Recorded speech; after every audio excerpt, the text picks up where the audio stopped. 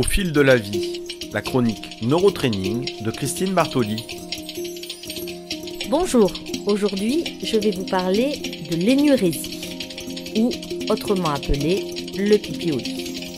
Nous sommes les pipis au lit. Nous t'arrosons pendant la nuit, les pipis au lit. L'énurésie a de multiples causes.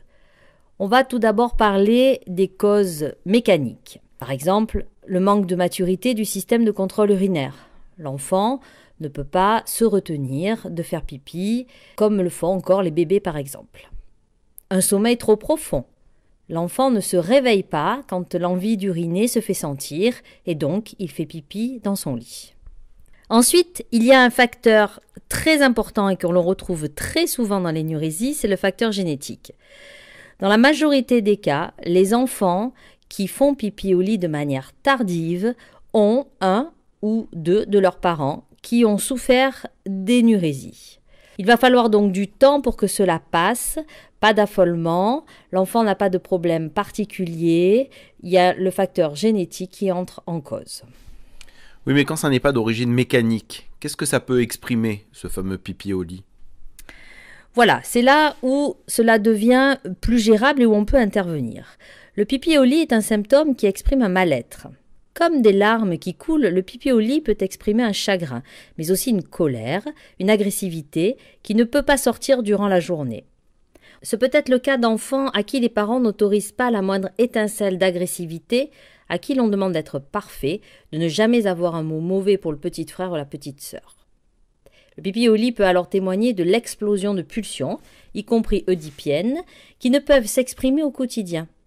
Ce sont aussi parfois des enfants surprotégés, maintenus dans un statut de bébé et à qui on ne laisse guère faire des choses tout seul, se laver, faire des courses, aller à l'école tout seul, bien sûr à partir d'un âge convenable. Est-ce que faire pipi au lit, c'est aussi un moyen d'attirer l'attention vers soi, comme au moment de l'arrivée d'un cadet par exemple ? Absolument. Souvent, l'arrivée d'un bébé va monopoliser toute l'attention des parents. L'aîné peut alors régresser et se mettre à faire pipi au lit, ou à se remettre à faire pipi au lit selon l'âge qu'il a. Plus qu'un moyen d'attirer l'attention, c'est une façon d'exprimer une souffrance, celle de ne plus capter toute l'attention comme avant. En faisant pipi au lit, l'enfant exprime aussi son envie de redevenir bébé, objet de toutes les attentions avec une couche, un biberon. Autre exemple, un enfant qui travaille bien à l'école, qui est sage, peut faire pipi au lit pour trouver un moyen de signifier qu'il existe, même s'il ne cause pas de soucis, contrairement à ses frères et sœurs qui, avec leurs problèmes, monopolisent toute l'attention de leurs parents. Alors en tant que parent, quelle attitude privilégier ? C'est difficile parce qu'on peut avoir tendance à s'énerver, à gronder l'enfant. Il est très important que l'enfant se sente actif par rapport à son symptôme. Par exemple, le réveiller la nuit pour qu'il aille aux toilettes n'est pas productif, cela ne le rend pas responsable.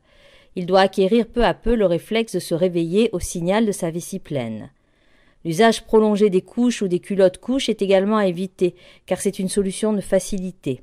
Mieux vaut laisser à côté du lit de l'enfant une serviette propre qu'il pourra mettre sur son matelas en cas d'accident, ainsi qu'un pyjama de rechange. Et dès qu'il est assez grand, il faut lui demander de faire le lit, de défaire son lit, afin de le rendre responsable. L'enfant prend ainsi conscience de son problème et apprécie ses progrès. Et bien sûr, cela évite aussi aux parents de se lever la nuit, de la fatigue ou de gronder leur enfant. Est-ce qu'il faut proscrire les punitions ? Absolument. L'enfant ne fait pas exprès de faire pipi au lit. Il est donc injuste de le gronder ou de le punir. Il faut chercher la souffrance qu'exprime son enfant, le rassurer, en lui disant qu'il finira par y arriver. Et c'est le cas, bien sûr.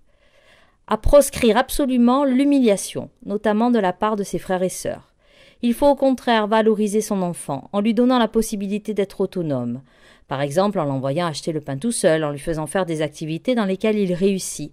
C'est très important, car le pipi au lit a un fort impact sur l'estime de soi et la confiance.